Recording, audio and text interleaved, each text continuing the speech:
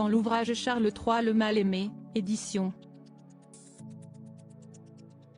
City, on découvre que Charles III aurait vécu un calvaire lors de sa lune de miel avec Diana. Et le futur roi n'avait pas manqué de partager l'expérience, ainsi que les mauvaises odeurs, avec sa future épouse la reine Camilla. En 1981, Charles III, alors encore prince de Galles, épouse Diana.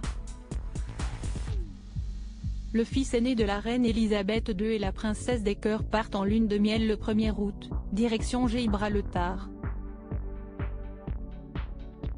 Sur le yacht royal le Britannia, ils vont naviguer durant 2 semaines. Dans l'ouvrage Charles III le mal-aimé de Bertrand Meyer-Stably, édition City, on évoque 2 versions diamétralement opposées du déroulé de cet honeymoon.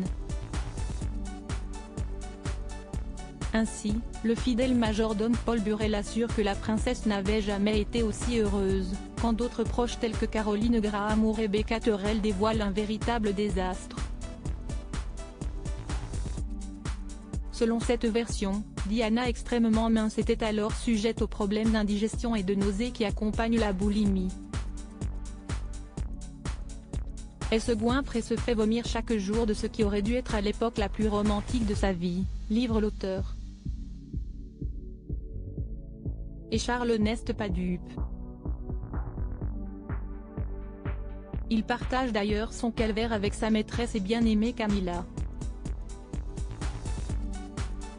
Charles racontera ensuite à Camilla: « J'ai senti cette odeur de vomi pendant toute notre lune de miel. J'en avais l'estomac retourné. Quelques jours m'ont suffi pour comprendre ce qui se passait. Il faut qu'elle soit stupide pour s'être imaginé que je ne savais pas ce qu'elle faisait. » Apprend-on de cette période. Un choc de plus pour Diana à l'époque, celle qui deviendra par la suite la mère des princes William et Harry est très déstabilisée émotionnellement.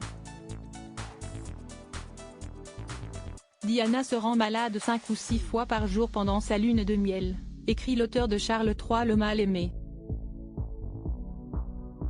Son moral se détériore encore lorsque, seule dans leur suite, pendant la première semaine de la croisière, elle trouve l'agenda officiel de Charles, où figurent tous les rendez-vous royaux pour les 3 mois à venir. 2 photos en tombent et Diana découvre qu'il s'agit de 2 clichés de Camilla. Déjà en fond, se joue une toute autre histoire pour Charles III, celle qui dure encore aujourd'hui avec son épouse et désormais reine Camilla.